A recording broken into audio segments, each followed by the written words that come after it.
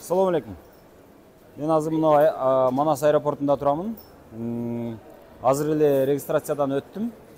Биз азыр мына кызмат саякат деген компания менен кичи ажылык милдетти аткарып келүү үчүн ошол зияратка кетип атабыз. Биздин ушул жолубуз оң болушун сиздер да тилеп коюңуздар. Эми биз менен кошо ушул Манас аэропортунда азыр бир 60 адам учуп атат, дагы бир бөлүгү Оштон учуп атышат. Булардын бардыгы биригебиз дагы, бириги андан ары ошол зияратты жасап кайтып келебиз деп пландаганбыз. Анан эми ушул зияратты аткаралы, ушул парызды аткаралы, эл көрөлү, жер көрөлү, эл таанып, жер таанып дегендей саякаттап дагы келели деген ойдо баратабыз. Эми ар түрдүү сапар бул биринчи кезекте зиярат болсо, экинчи кезекте бул эл таануу, бул жер таануу, бул саякат, бул жок эле дегенде билим. Анан мына ушул саякатыбызды дагы азыр мен бир аз саясатташтырып өтөйүн. Азыр эми каалайбызбы, каалабайбызбы, азыр дүйнөлүк окуяларга маани бербей кое албайбыз, алар менен эсептешпей кое албайбыз. Азыр Израиль менен Палестина аябай согушуп, ушул согуштун азыр окуялары аябай курчуп турган күндөргө ошо биздин сапарыбыз туура келип атат. Ошодон улам мен айткым келет да, Израиль, ошол еврейлер Палестинага келип, Израиль деген мамлекетти курушкандагы, куруп, ошол жергиликтүү элден, палестиндерден 100 эсе байып кетиптир, 100 эсе өнүгүп кетиптир. Анан эми мунун бардыгы билим. Мен ошону көрүп, ошодон сабак алышыбыз керек деп ойлойм. Азыр эми Израиль бомбалап атат, бомбаласа жооп кайтарганга бир кичинекей дагы бир потенциалы, бир кубаты жок экен да. Ошодон бир жагы мен намыстанып атам. Ушунчалык ресурсу бар, ушунчалык элинин саны бар Палестин эли, деги эле мусулман дүйнөсү ошол бир кичинекей Израиль мамлекетине жооп бере алгыдай потенциалга, ошондой бир кубатка эмес экендигибиз азыр ушул эмеде көрүнүп атат да, ушул окуяда. Мен эми бардыгыңыздарды мен согушка үндөбөйм, башкага үндөбөйм, мен билимге үндөйт элем.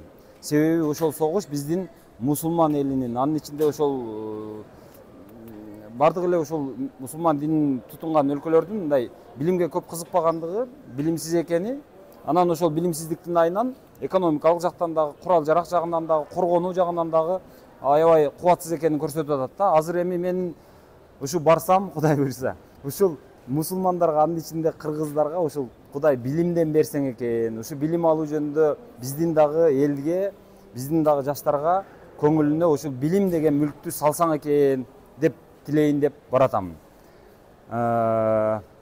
Анда азыр жүрүңүздөр. Бул жакта азыр бир 60 адам бар. Ошолор менен бирге кетип атабыз. Баса мен айтайын деген, мен бул сапарга апамды дагы кошуп алып кетип атам. Так, достор, биз мына умрага кетип атканда Кувейт аркылуу кетет экенбиз. Анан ушул азыр Кувейтте пересадка кылалы деп отурабыз. Анан булардын аэропортун көрүп аябай таң калып атам. Өзү 1,5 миллион кувейттик расмий тургун бар экен. Анан 3 миллиону дагы кошумча 3 миллион мигрант бар экен. Жалпы кошсоң ошо 4,5 миллион адам бар экен. Биздин Кыргызстандан мындай алганда дээрлик тең эсе аз экен. Анан бирок аэропорту биздин Манастыкына караганда алда канча чоң көрүнөт. Мына карасаңар. Бул бир эле бир бурчунда отурабыз азыр. Көрүнүп атабы? Ушундай. Кыргызстандын группасы мына Мадинанын аэропортунан чыгышты азыр. Чыгып ушул бустарга жайгаштык. Азыр ушул бустарда мейманканага барып жайлашат экенбиз.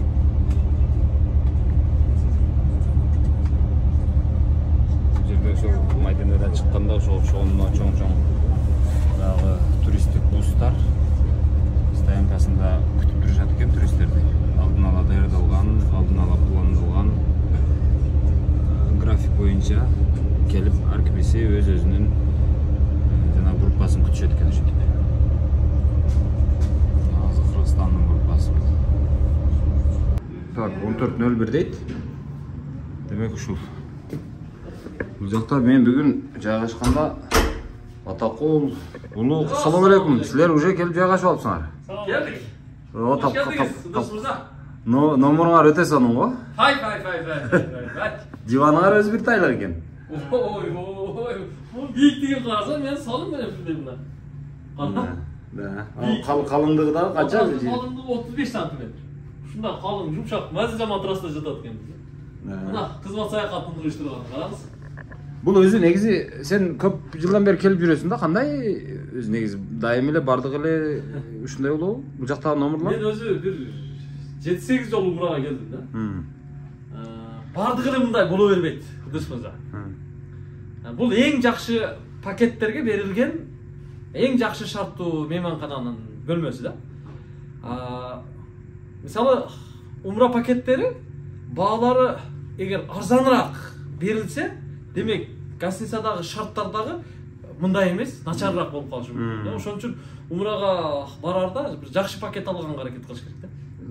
Бул эми мынау шарт. Бул эң жакшы мейманканалар болуп эсептелет. Демек, $100, $200 көзүн карабаш керек деген э? $100, $200 көзүн карабаш керек. Жакшы пакет болсо, эми бул жылда эле келе бербейт да. Туурабы? Келгенге жараша жакшы салып кете турган, анан ичиде кенен болсо, аябай жакшы да. Жакшы. Азыр мына жерде Улук уже жайгашыптыр. Мен ортодо. Ортодо Атакул. Бул жака мага калтырган окшойсуңар. Ыдырыс мырзага калтырып койдук. Жакшы. Так, бул жагында өзүнчө журналный столу менен мына кофе ичип отурганга жакшы креслосу бар экен. Так, бул жагында терезеси. Так, бул жака дворду көрсө болот окшойт, э? Ачылат экен. Мына. Так. Анан телевизору бар экен. Бул жакта өзүнчө дагы бир стол бар экен, иштейм деген кишилерге. Так, бул жагында сейфи менен кошо так кийим илгичи шкафы бар экен. Мындан сырткары бул жакта да сага шарт бар экен. Бул жагында мына чоң раковинасы, туалети, андан сырткары душ бар экен. Чачыктар менен. Сон жакшы. Мен мынчалык деп баягы шаардын сыртын карап келатып, мен мынчалык эмес го деп ойлогом. Мен мындайды күткөн эмесмин. Ушу кызмат саякат бардык зыяратчыларга ушундай шарттарда уюштурганга аракет кылат да. Ошон үчүн баягы шарттагы акчасына жараша, пакеттагы акчасына жараша ушундай. Баарына насип кылсын эми, Ыдырыс мырза. Ыдырыс ажым. Буюрса, айтканыңыз келсин. Мен бүгүн Мекке шаарындамын. Ушул Меккеден сиздерге өзүмдүн ажыга кандай келгеним, деги эле бул жакта ажылыктын шарттары кандай экенин түшүндүрүп, айтып берейин, баяндап берейин деп турамын. Эгер сиздерге кызык боло турган болсо, ушул видеону толук аягына чейин көрүүнү сунуш кыламын. Анан эми мындай болду. Мен өзү ушул атам өтүп кетти мындан 2 жыл мурун. Анан атамды ушул Мекке шаарына алып келе алган эмесмин, зыярат кылдыра алган эмесмин. Анан апам бар. Апамды ушул Меккеге алып келип, ушул зыяратын кылдырып, анын бир көңүлүн алып, батасын алып коеюн деген ойдо ушинтип Меккеге келип отурабыз. Анан Меккеге келерде мага ушул жанагы кызмат саякат деген компания менен келүү буйруган экен. Ушул компания менен келип калдым. Анан келгенде алар мондой кемзирин беришти. Себеби бардык жамаатка ошо 130 адам менен келдик. Ошол 130 адамдын бардыгына ушундай кемзир беришти. Анткени баягы көп элдин арасында жоголуп кетпей, анан бирөө жарым адашып кала турган болсо оңоюраак табылсын деген ойдо ушинтип форма беришет экен. Анан ошо форманы кийип алып, азыр Меккеде жүргөн чагыбыз. Анан мен сиздерге башынан сапарыбыз кандай болгонун толугураак баяндап бергенге аракет кылайын. Баштап 130 адамдын, ошол 130 адамдан турган жамааттын жарымы Оштон, жарымы Бишкектен учту. Эки жактан келип бир күндө учуп, анан Кувейтте жолугуштук дагы. Кувейттен бир эле самолет менен Медина шаарына келдик. Мединага келгенибизде Вали деген мейманканага жайгаштырышты. Ушул жерден зыяратчыларды, биздин зыяратчылар жамаатын торт менен, сок менен, курма менен ошол мейманкананын кызматкерлери тосуп алышты. Анан мага жаккан жерлерин айтып берейин баштап. Ушул жерде жанагы мейманканасында 8 лифт бар экен. 8 лифт 4 жылдыздуу мейманканага жайгаштык. 2 мал тамак бар экен, саар кеч. Анан 8 лифт болсо жанагы адамдар кезекке турбайт экен. Каалаган учурда ошол кнопканы бассаң эле же бул лифт, же наркы лифт, же андан наркысы даяр болуп турат экен, дароо ачылат экен. Кыскасы күтпөйт экенсиң. Ушул жагы мага абдан жакты. Бизде деле ушул тажрыйбаны колдонсок болот экен, акчаны аябай.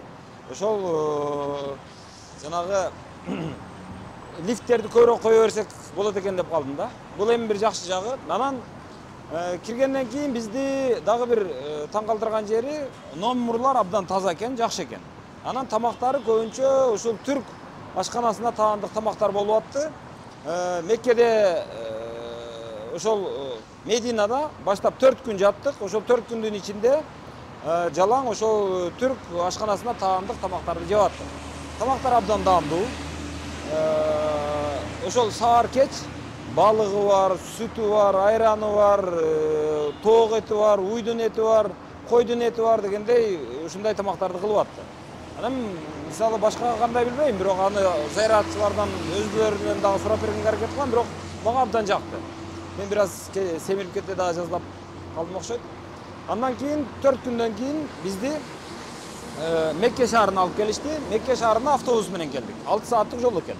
Ошол 6 саат ичинде ушундай чоң автобандарда, трассада келдик. Жолдо келатып маймылдарды көрдүк дегендей, жапайы маймылдарды. Кызыл көчүктүү маймылдар бар экен, ошолорду көргөнчө анан ошол Сауд Арабиясынын географиясы менен дагы таанышканча келдик. Жолдо келе атканда балдар ошол бизди мындай көңүл буруусуз калтырган жок. Жанагы ислам тарыхын, пайгамбардын өткөн жашоо образын, башынан өткөргөн окуяларын, андан сырткары ушул Сауд Арабиясындагы ушул экономикалык жана башка маалыматтарды берип келишти. Анан келип биз Меккеге келип, Меккеде ушул Ритаж деген мейманканага жаттык. Бул дагы 4 жылдыздуу мейманкана экен. Ушул 4 жылдыздуу мейманканада бул жерде мага жакканы, бул жерде дагы биз келгенде зыяратчыларды торт менен, сок менен, анан курма менен тосуп алды. Бул жерде ошол салт экен. Анан киргенибизде эле мына жерде тосуп алышты. Андан кийин бул жерге киргенде дагы 8 эмес 10 лифт бар экен. Бул жерде дагы мындай лифт күтүп, кезекке туруп кыйналбай атабыз. Мунусу жакты. Негизи эле мына ушул жерде тосуп алышат экен. Азыр саламатсызбы? Саламатчылык. Биз мына микрофонду сизге тагып койсом, анан сизди мына биздин көрөрмандар менен тааныштырсам, кандай дейсиз? Бул мен азыр микрофонун тагып аткан бул жигит Миржалил Таксыр. Мен Таксыр деп айтайын эми. Бул жигит ошол Миржалил Таксыр.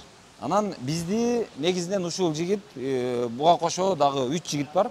4 адам ушул 130 адамды тейлеп, аларды жайгаштырып, андан сырткары баягы зыяратын уюштуруп берип атышат. Мага силердин жаккан жериңе мындай болду. Мына ачык айтайын. Биринчиден адамды көңүл буруусуз калтырбаганыңар жакты. Андан сырткары тамактын сапаты жакты.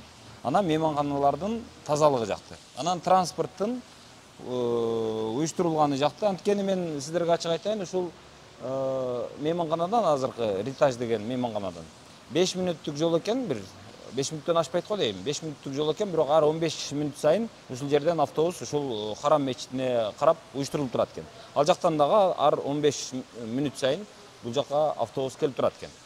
Автобустар жумшак экен, жакшы экен, мага жакты. Алла разы болсун. Ошол эми бизге азыр өзүңүз айтып берсеңиз, мына жерде дагы кыргызстандыктар үчүн дагы уюштурам десеңиздер, ушул ажылык сапарды. Графигиңиздерди, шарттарыңыздарды жана башка Жүрүңүздөр, отуруп айтайлы. Негизи эле мен буга чейин угуп келгем да. Мени айтып атышкан ушул зыярат кылганы, ушул кичи ажылыкка, умрага кетип атам десем, мен тааныштарым айтып калышты, Ыдырыс, сен ажылыкка бара турган болсоң, анда тамак ашыңды камдап ал, идиш аягыңды ала бар дегенге чейин барышты да. Анан мен азыр эмне бул жерде ажылыктан, эмне бул жерде мейманкана жокпу, бул жерде ашкана жокпу?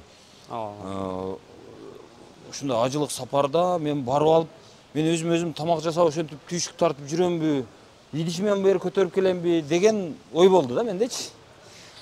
Анан ошондой коркунучтардан улам апамдар анча-мынча барып бир эмелерин жасап алышыптыр, жана эттеринчи. Азыр желинбей турат ошолоручу. Анан мен айтат элем да, мына урматтуу ушул жаштар, эгерде ушул эми баарыбыздын милдетибиз, парзыбыз бар, ата эненин көңүлүн алабыз дейбиз. Ата эне үчүн алардын ошол ажылык зыяратын уюштуруп берүү эми баары бир биздин мойнубузда. Анан ушуну уюштурганда жанагы арзан пакеттер менен келбей эле, менин оюмча, оюмду айта берсем туура болот го дейм. Азыр мен ачык айтайын, $1350 келдик биз. Ошол $1350 ичинде ушул ыңгайлуулуктар бар экен. Айтып атам го, жанагы 2 мал тамагы. 2 мал тамак деген менен тамак ушунчалык көп берилип атат. Бул жерде швед столу, түрк ашканасынын тамактары ушул швед столуна коюлат экен. Бул жерден каалаган адам барып, каалагандай тамагын каалашынча салып алат экен. Андан сырткары биздикилер эмне кылып атат? Саар жесе дагы, кеч жесе дагы ошол азаздан тамакты жанагы ашканын бир салфеткага ороп, жанагы номуруна көтөрүп кетишет.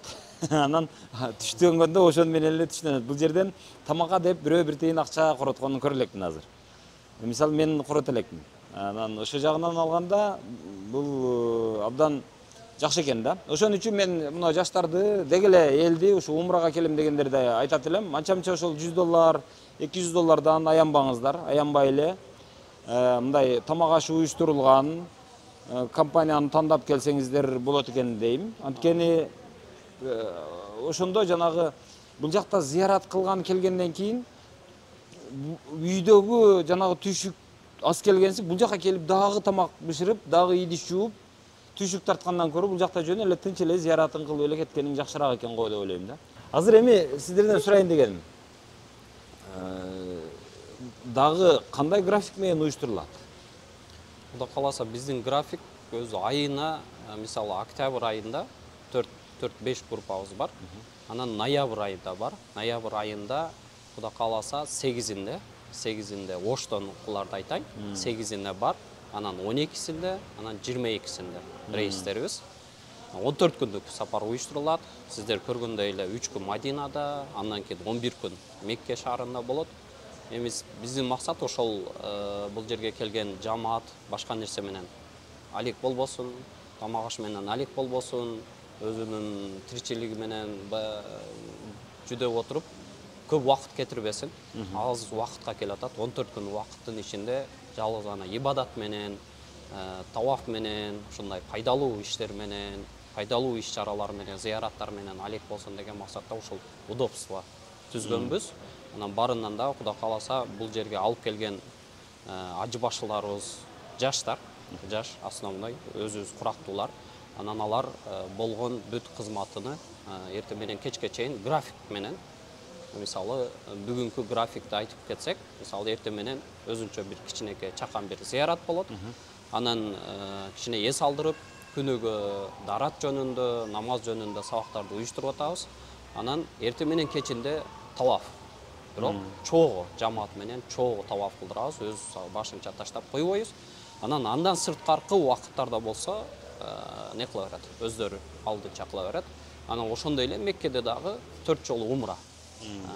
Көпчүлүгү келет, бирок өз алдынча кантип умра кылууну билбейт. Өмүрүндө биринчи жасап аткан амалдар болгон ихрамдын өзүнүн тыюлары бар, курбан союп калыш керек деген маселелер бар. Ошого түшүп калбасын деп бүт ажы башынын көзөмөлүндө 14 күндүн ичинде ошондой программа уюштурулуп, график менен кетет да. Анан иншалла ноябрдын 7-синде Бишкектен бир рейсибиз бар. Андан кийин 21-inde ноябрда. Ошонун даректерин дагы айтып койсоңуз, себеби туура жанагы интернеттен издесек балким табылса керек. Бирок ошондой болсо дагы жанагы Бишкектен, Оштон, жана башка аймактардан сиздерди кантип табат адамдар? Бишкек маалымат алыш. Бишкекте өзүбүздүн главный офис Ахунбаева 141-де, Ахунбаева Душанбеканын кесилишинде. Ошол жерден кайрылсаңыздар болот.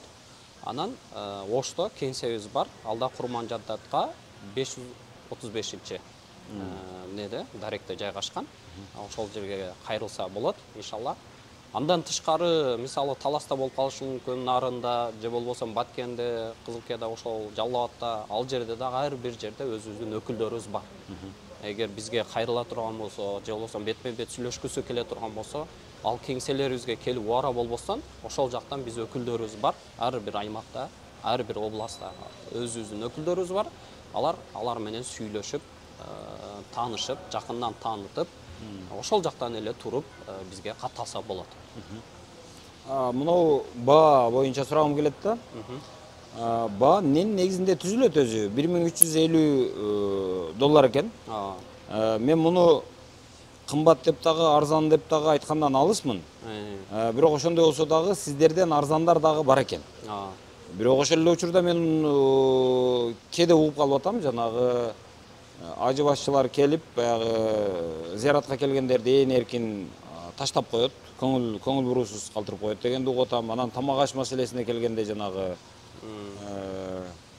ушул тамак берилбейт экен, тамак уюштурулбайт экен деген сөздөрдү угам. Анан транспорт маселеси дагы көбүнчө чечилбей калат деп угам. Анан ошондой азыр силерден мен аны байкаган жокмун. Балким ушуга кетеби, мен түшүнбөйм ошол нерсени.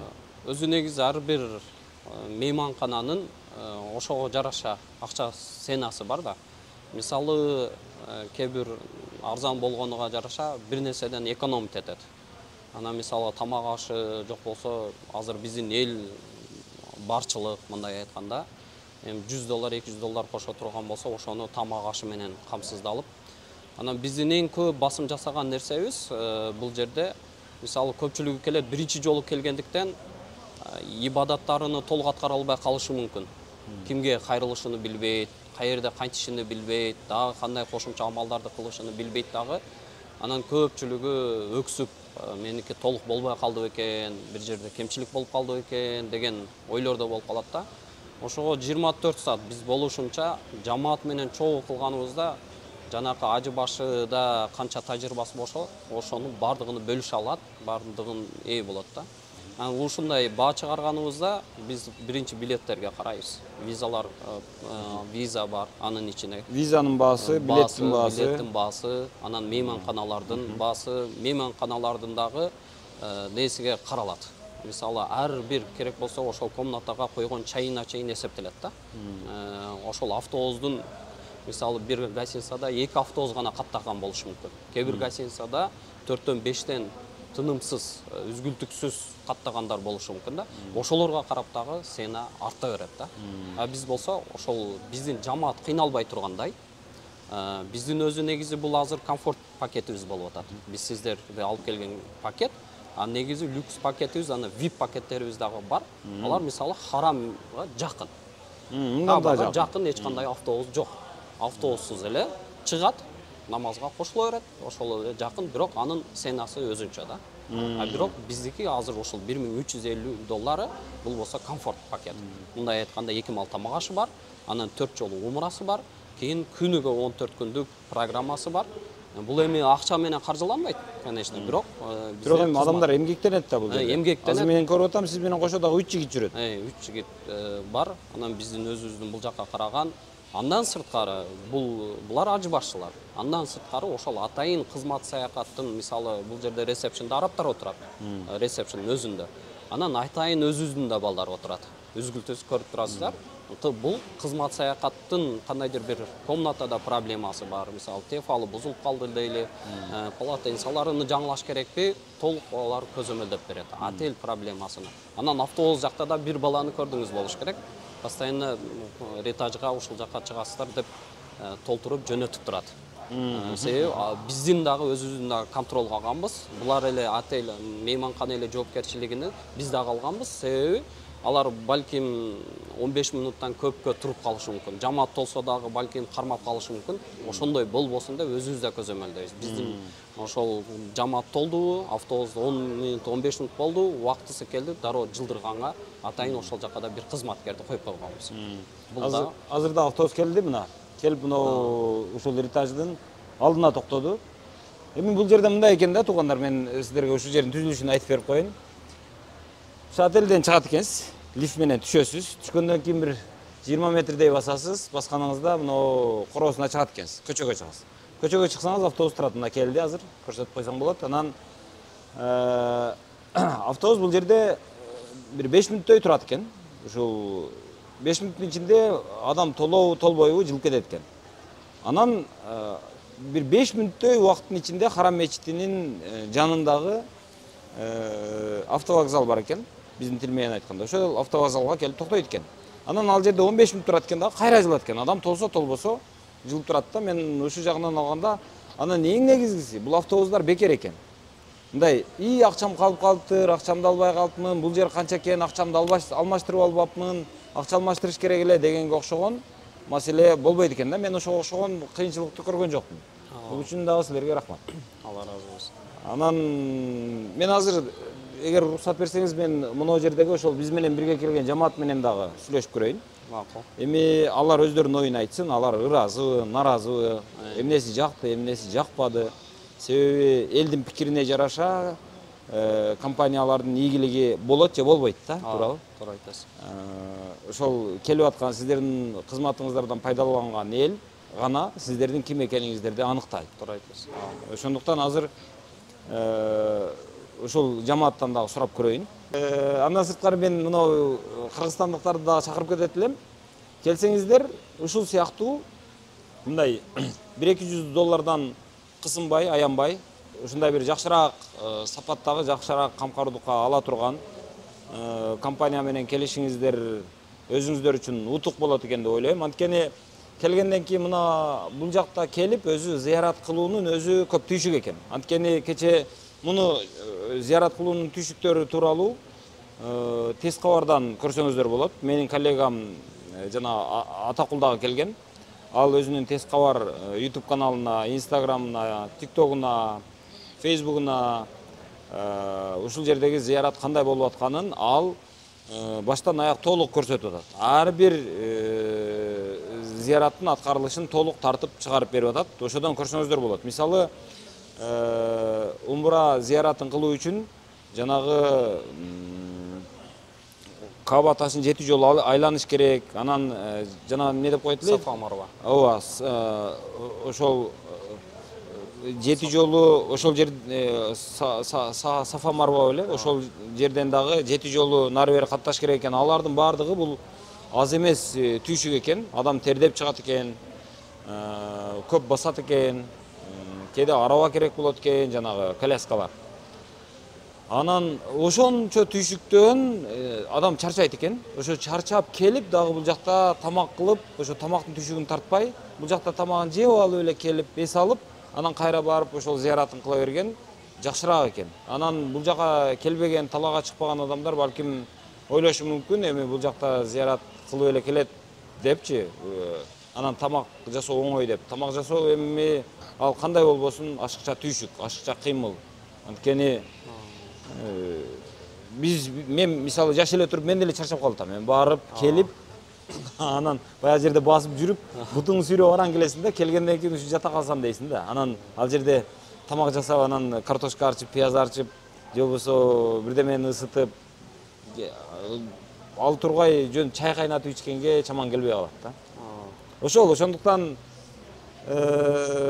мен эгерде түз реклама кылып айтканда ошол кызмат саякатты тандасаңыздар болот. Өкүнбөйсүздөр. Мен ага кайсы бир деңгээлде мен кепилдик берем. Анан мындан башка кайсыл компания жакшы экенин мен билбейм. Анткени мен кызмат саякатты гана көрдүм. Мен кыйналган жокмун, чынын айтайын. Анан ошондуктан жок эле дегенде мындай кымбатыраак, анан кандай услугаларды көрсөтөсүн, кандай шарттарды түзүп бересиң, Кабадан канчалык алыс, эгерде алыс боло турган болсо канча рейс каттайт, аралыгы канчалык деп сурап алганыңыздар жакшы болот го дейм. Себеби суроого, талапка жараша сиздерде өсүү болот деп ойлойм да. Туура айтасыз. Түрктөрдүн чайы жакшы да өзү. Рахмат, азыр анда бизге уруксат берсеңиз, мен азыр барып ошол жамааттан дагы сурайын, Болду. Кандай эс алып атышат, кандай зыярат кылып атышат, эмнеси жактуу, эмнеси жакпады. Рахмат анда сизге. Болду, сиздерге да рахмат, чоң рахмат. Бул жакта азыр биздин Кыргызстандан келген ошо зыяратчылар тамактанып атышат. Анан мен азыр анын салатынан баштап көргөзүп берейин. 1 салат, 2 салат, 3 салат, 4 салат, 5 салат, 6 салат, 7 салат, 9 салат, 10 салат, 11 салат, 12 салат, 13 салат екен. 13 салаттан тышкары бул жакта мына 1 тамак, 2 тамак, 3 тамак, 4 тамак, тамагы да бөлөк экен. Айбай сонун. Айдан соң. 5 тамак. 5 тамак болсо, мына киши дагы 1 тамак көтөрүп келе жатат.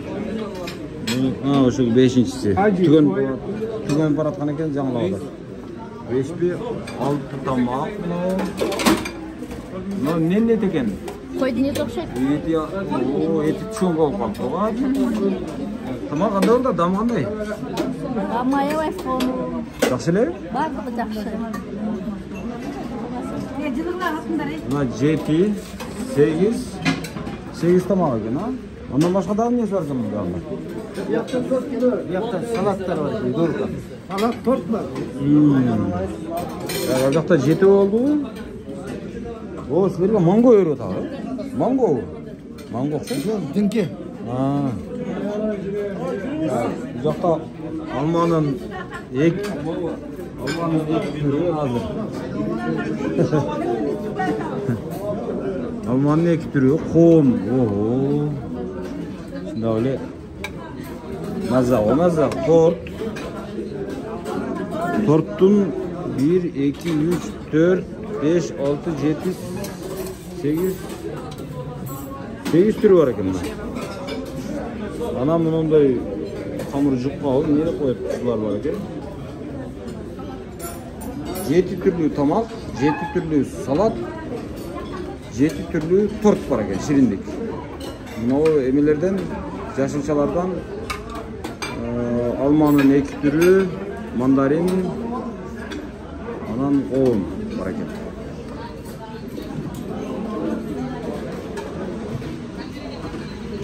Qanday ishlar? Neni aytayın dediniz? Meni tart deb. Neme YouTube'dan çıkmayatır, başkalar nemeler çıkartır. Sizler teyli görmeye yatırsınlar. Arkada oturaldınlar, bekir aldınlar. Oturuyorlar, el katar. Biz mehmanxonaga ekkiga bölünüp kalganбыз da. Bu yok, al jakta mындай tamak жоқ. Мынчалык эмес. Al jakta эми al жактын деле тамагы жаман эмес, бирок мынчалык эмес экен да. Эми тартып атат. Ой, эртең семирип анам 5-6 килограммдан кошуп барбасаңар элеми? Rahmat sizlerge dagы. Ha, жүзүндө бар экен, а? Дамы жакшы эле экен тамактарым?